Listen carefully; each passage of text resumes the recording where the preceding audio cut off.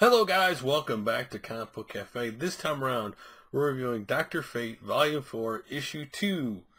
Now, this issue basically leaves off where the last one ended, where, of course, our young hero doesn't understand what the mask, Dr. Fate mask is, doesn't understand what's going on. He knows, knows like his blood, a little bit about his bloodline has something to do with it, and so he kind of thinks he's going like losing it, and we start off the book with him being on top of a monument, thinking this is the most insanely crazy thing ever, and he's like, how am I supposed to get down? And then he thinks of it, he hears, help me, and he goes, Dad, where's my dad? And the mask says, find him. So he says, he puts it on, I must be insane, and then he puts the mask on, and he goes to find his dad. And he finds his dad, because you remember the first issue, his dad's taxi cab got hit by a tree, and then was surrounded by dogs. It's going to be a blood price. That's what that evil dog god thing said. Okay. And then, so, he gets there, he sees all these dogs around his dad, tells him to shoo, and then when the dog starts talking to him, saying, you're not taking my blood price, you don't even know what you're doing, you're not going to be, was it Thoth is the basically the god that they're basically all talking about in here, and said he's not even strong enough to be the trouble of Thal or anything like that, and that he doesn't know what he's doing, he's too young, and he's saying he will get his price, blood price no matter what, and whatever he leaves, the dogs and him leave, and the kid gets the dad out, dad's all messed up. He sees his plane's going to crash, so he uses his power. He's holding his dad, up in the air, and uses his power to, like, he thinks with wind to try to get the plane up. That doesn't work, but eventually he gets, control of the plane somewhat and gets it to land safely, at least. Not perfect by any stretch. You hear the screeching noise at the ground, but he gets it safe, and the people are saved. Probably don't know he did it. Gets his dad to the hospital. His family is there, gets there later. His dad talks about how he's cursed, and, there a tree hit the cabin, and these dogs surrounded him, and they probably think the dad's just gone through a lot, they don't think, the family probably don't think he's cursed, they think he's gone through a lot, and so, the doctor says we need to talk about his care to get, treatment to get his eyesight back, because right now his dad can't see due to the injuries he's sustained and stuff like that. And, of course, we cut to, of course, our main hero with his girlfriend sitting there talking, oh, well, there's, this much percent he'll never get to see again. And she's like, he'll be fine. You're just doing this because he's your dad, and you're trying to be a doctor, and and then we get to a funny part. He's like, you want to play doctor? She goes, no. He goes, one, your door's open. Two, your mom's here. And three, you got med school tomorrow. And so she leaves because she's going to study to ace med school because she doesn't want to go to some out of the way place, place to do her internship. So she leaves.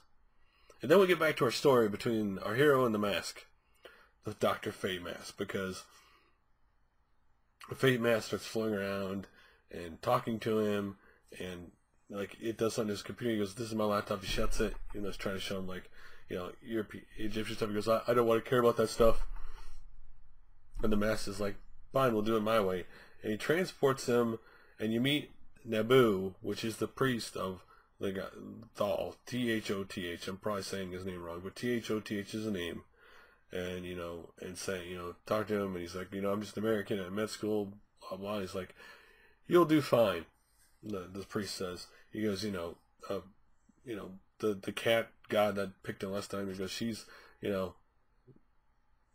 hasn't really, for 2,000 years, she hasn't really done anything wrong. I trust her. And so, bam.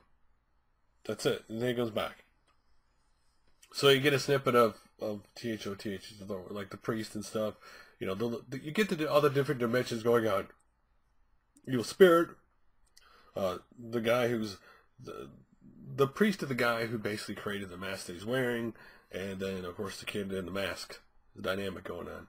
And then we have, of course, the mask can go back out again because something about the dogs, and he sees the same dogs, and they go to attack him, and he gets bit, but he smacks the dog off, and the dogs run away, and he's like, I'm healing, what's happening to me? And then you just see a bunch of water flooding in behind him because he hasn't looked back yet. Again, a lot of it, what's great about this book, the first 2 issues, is you're learning a lot about the character who's becoming Dr. Fate. It's not just about the hero, Dr. Fate. It's about, you're learning about the guy or kid who will be Dr. Fate. That's the great thing about this book. Yes, you can take the silliness of the dog being a god, and yes, the dog gonna kill people, especially when it looks like a little, like, Taco Bell dog. It's kind of funny to take that in seriousness, but when you take it in the context of thinking about a guy who's about to go to medical school, and all of a sudden he finds a mask, and because of his bloodline he has it, and he can fly. I mean, it's no more insane than being the kid already going through everything he's going through anyway.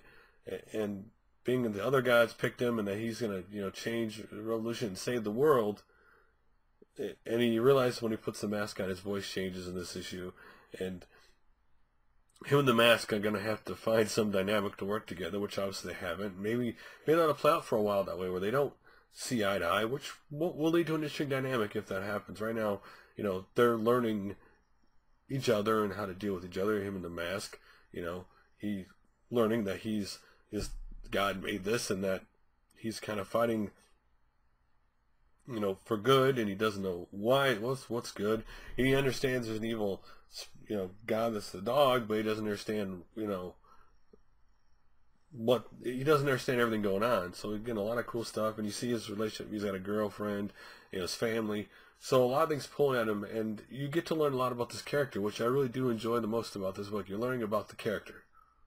So, he is not Dr. Fate yet. He is just wearing the mask and not sure what's going on or what to do. So right now, you're getting the early workings of this version of Dr. Fate, this new Dr. Fate.